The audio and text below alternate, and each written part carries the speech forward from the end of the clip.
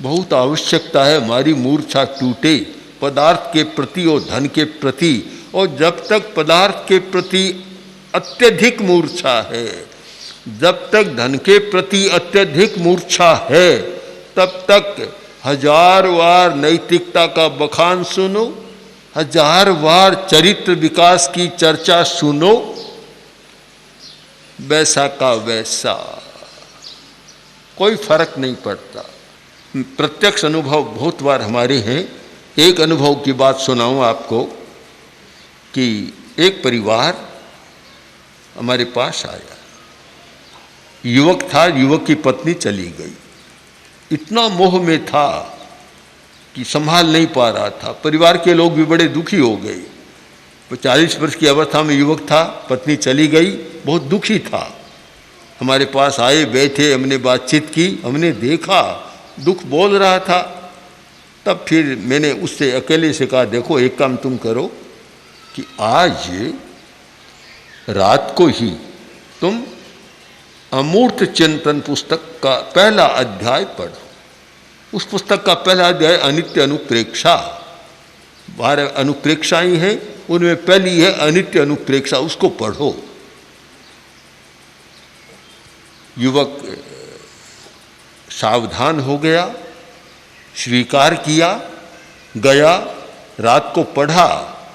वो सुबह आया हमारे पास, आकर बोला कि चमत्कार हो गया। क्या? कि मुझे कितने दिनों से नींद नहीं आ रही थी, रात को नींद आ गई और मेरा मोह भी कम हो गया। उस व्यक्ति ने एक काम किया कि लगभग 100 पुस्तकें खरीदी और एक पन्ना लिखा अपनी ओर से, लिखकर और उसके चिपका कर सबको दिया। उसमें अपनी सारी कहानी लिखी कि देखो मेरी क्या स्थिति थी, न रोटी भा रही थी, न नींद आ रही थी, बेहाल हो रहा था।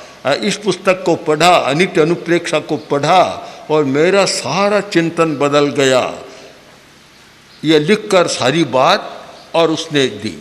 तो मैं मानता हूँ कि मोह को भंग करने का उपाय है, वह है अनुप्रेक्षा।